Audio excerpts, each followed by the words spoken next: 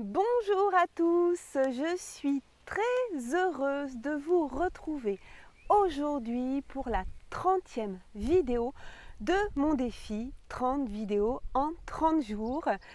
Ça y est, c'est fini, on arrive à la dernière vidéo et déjà je suis vraiment ravie du retour que j'ai eu, de vos commentaires et l'interaction qu'il a pu se passer entre nous.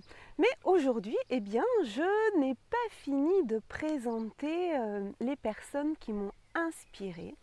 Et aujourd'hui, je vais vous parler de Mélissa Normandin-Roberge. Et dans cette vidéo, je vais vous partager pourquoi j'ai mis des paillettes aujourd'hui et peut-être que ça vous donnera à vous aussi l'envie d'en mettre. Alors, qui est Mélissa? Mélissa, c'est une Québécoise, une maman de 3 enfants. Elle est conférencière, coach en affaires, entrepreneur née. Comme elle dit, elle ne sait faire que ça. À 18 ans, elle a commencé par avoir des écoles de musique. Elle enseignait la persévérance et quand elle avait un élève voilà, qu'elle accompagnait, elle lui disait, quand tu as une idée, va jusqu'au bout de ton idée. Elle avait cette faculté, elle a toujours, à repérer les dons des personnes. Et quand elle voyait qu'un de ses élèves avait un don en musique, en chant, au piano, elle lui disait, tu n'as pas le droit de priver les gens de cette lumière-là. Et déjà, la lumière des paillettes déjà résonnait en elle. Elle a ensuite été productrice de spectacles avec des grands artistes où elle permettait à ses élèves de monter sur scène avec de grands artistes et elle a organisé ça avec beaucoup d'envie de partage, de grandes choses pour Mélissa et pour les personnes qu'elle accompagnait. Maintenant et depuis 5 ans, elle est présidente et fondatrice de Paillettes Inc. Et voilà, les paillettes arrivent dans sa société et dans son entreprise, son activité. Elle aide les entrepreneurs, les femmes entrepreneurs, à se démarquer et à réussir à avoir une entreprise qui leur ressemble. Et c'est devenu vraiment un réel mouvement de libération. Peut-être que certaines d'entre vous connaissent Mélissa et ses paillettes. Si vous ne connaissez pas, mais même pour les hommes, vous pouvez aller faire un tour. Je vous mettrai comme d'habitude toutes les références en descriptif de cette vidéo. Alors qu'est-ce qu'elle enseigne aux femmes? Eh bien, elle leur enseigne à avoir confiance en elles, à avoir une estime d'elles, à prendre soin d'elles et surtout à arrêter de se soucier de ce que les gens pensent d'elles, parce que c'est toujours ça qui nous freine dans la réussite de nos projets personnels ou professionnels. Le regard que les autres peuvent avoir sur nous. Elle a écrit un livre d'ailleurs qui s'appelle Née pour briller. C'est une sorte d'autobiographie aussi teintée de développement personnel. Et voilà un petit peu le message de ce livre. Quelle serait ta vie si tu enlevais le jugement des autres pour vivre pleinement ta vie? Si je devais choisir juste un mot qui caractérise Mélissa, je sais qu'un mot c'est très réducteur, mais si je devais en choisir qu'un, je choisirais authenticité. Comme elle dit, être soi-même, ça fait peur, ça peut faire peur, parce qu'on va être jugé, on va se faire juger pour qui on est réellement. Mais en même temps, c'est ça qui fait le plus de bien. Ça fait un bien fou d'être soi-même. Mélissa, elle n'a jamais été aussi bien que depuis qu'elle assume complètement qui elle est. Et ce qu'elle dit, c'est que quelqu'un ne l'aime pas parce qu'il n'aime pas comment elle s'habille, parce qu'il n'aime pas comment elle parle. Tu n'aimes pas qui je suis? C'est ok. Tu n'aimes pas ce que je porte? Tu n'aimes pas ça, tu as le droit. Je n'ai pas à te convaincre de m'aimer.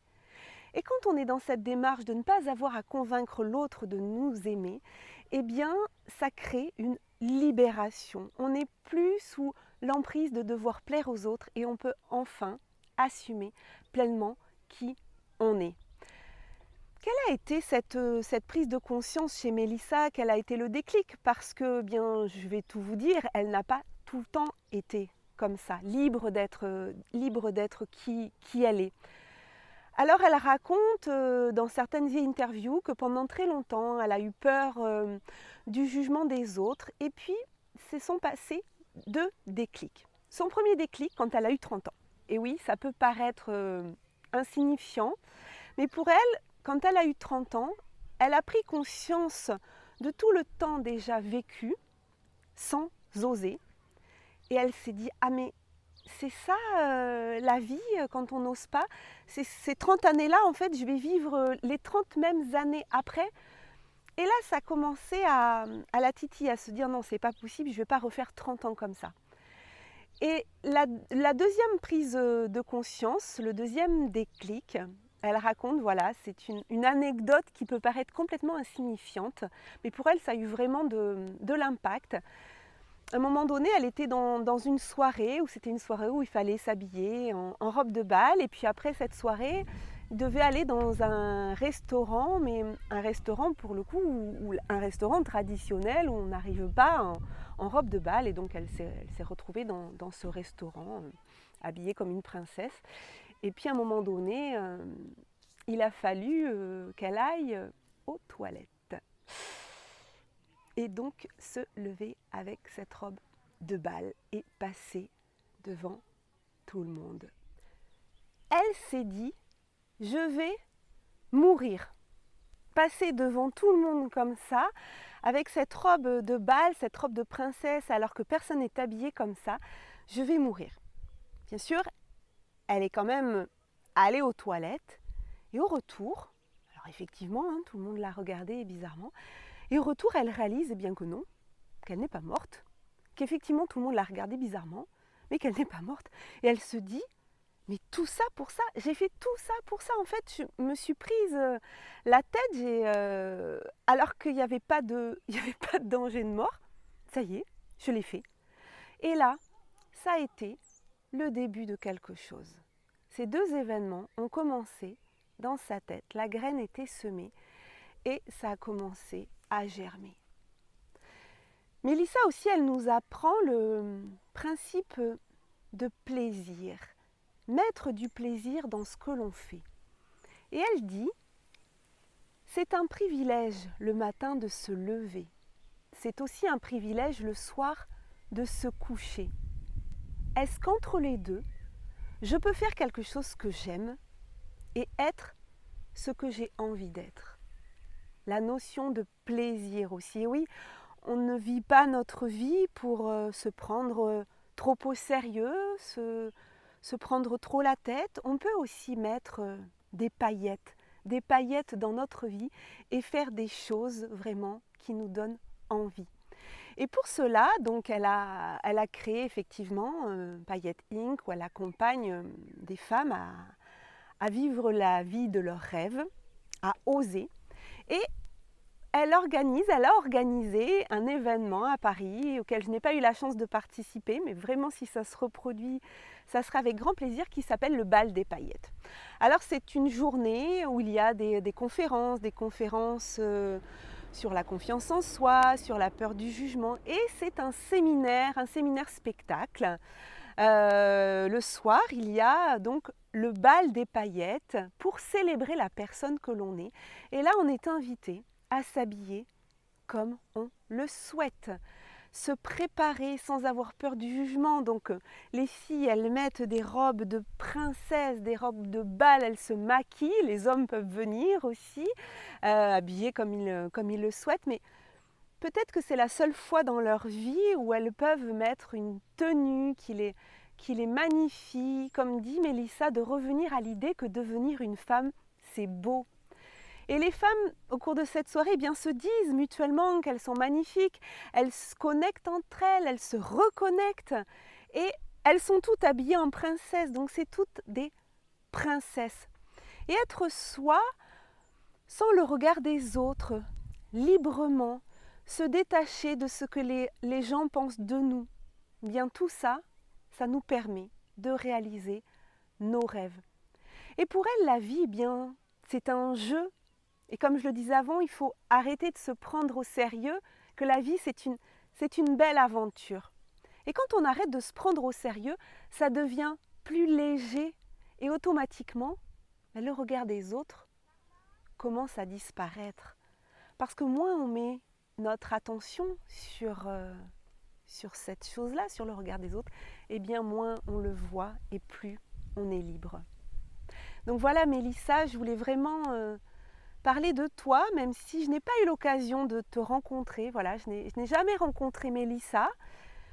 Je l'ai découverte par hasard, je ne sais plus vraiment, je ne pourrais pas vous dire à quelle occasion c'était, mais certainement grâce à Martin la Tulipe, parce que Mélissa, elle aussi, a fait l'Académie Zéro Limite il y a quelques années pour effectivement vivre la vie qui lui faisait envie et oser se détacher du regard des autres. Et au début, comme elle disait, cette histoire de paillettes, c'était plutôt sous forme de boutade, c'était pas forcément très sérieux et elle s'est rendue compte bien que justement ça plaisait aux gens, le fait que ok, elle est une business coach, mais elle ne parle pas son temps, elle ne passe pas son temps à parler de budget, à parler de compte, mais qu'il faut aussi mettre de la paillette et mettre du fun dans notre vie et que c'est ça qui nous permet d'être heureux et d'avancer.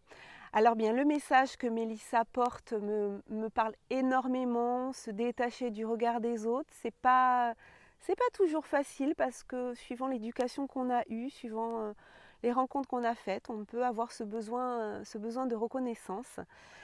Mais être dépendant de ce besoin de reconnaissance, c'est être dépendant des autres et attendre que les autres viennent nous dire si c'est bien ou si c'est pas bien. Et bien moi aussi, c'est une démarche que j'ai faite de me dire je suis comme je suis. Et bien si je ne plais pas aux autres, c'est pas grave, on est nombreux sur Terre, je ne suis pas obligée de plaire à tout le monde. Peut-être qu'il y a des personnes parmi vous qui ont regardé certaines de mes vidéos, en tout cas si vous m'entendez, c'est que vous écoutez la 30e. Peut-être que ce que je fais ne vous a pas plu. C'est pas très grave. Ça change pas que moi je suis très fière d'avoir fait ce défi. Et se détacher du regard des autres, ça nous évite de nous empêcher d'avancer. Si j'avais trop réfléchi à qu'est-ce que les gens vont penser de moi, est-ce qu'ils vont trouver mes vidéos intéressantes, je ne l'aurais pas fait. Donc je l'ai fait d'abord pour moi. Et j'espère que ça vous a apporté aussi de la valeur. Mais si à certaines personnes ça n'a pas apporté de valeur, tant pis, c'est pas grave. J'avance quand même et j'avance et je vais avancer sur d'autres projets et donc je vais continuer à prendre du plaisir dans mes projets. Et j'avais envie de vous demander, et vous alors, les paillettes, vous en mettez dans votre vie pour la rendre plus belle? Qu'est-ce que vous en pensez de ça? Est-ce que vous essayez d'être toujours sérieux ou est-ce que vous mettez un peu de fun? Et si vous mettez un peu de fun, est-ce que ça vous fait du bien? Je serais curieuse de voir dans vos commentaires comment vous mettez du fun dans votre vie. Écoutez, c'est la dernière vidéo, mais je vais en faire une bonus demain. Donc si vous souhaitez, on se retrouve demain pour la 31e vidéo de mon défi 30 vidéos en 30 jours pour faire le bilan justement. Je vais faire le bilan de ces 30 vidéos et puis je vais vous parler un petit peu de mes nouveaux projets. Donc on se retrouve demain, 18h heure de Paris, 12h heure de Québec. Vous pouvez toujours relever le défi que je vous avais lancé qui est de partager sur votre réseau social préféré un message à destination d'une personne qui vous a inspiré ou qui vous inspire avec le hashtag tu m'inspires. On se retrouve demain. Si vous aimez cette vidéo, n'hésitez pas à cliquer j'aime. Si vous pensez qu'elle peut être utile à une personne qui aurait peut-être besoin de mettre un petit peu de paillettes dans sa vie, n'hésitez pas à lui envoyer, à la partager. Et puis abonnez-vous à ma chaîne YouTube si vous avez envie d'en savoir un peu plus sur les nouveaux projets, le projet de podcast qui arrive par exemple dans les prochaines semaines. Très belle fin de journée, profitez de ce dimanche soir Et si vous regardez un autre jour, très belle journée ou très belle soirée. Allez, ciao ciao les amis, à demain.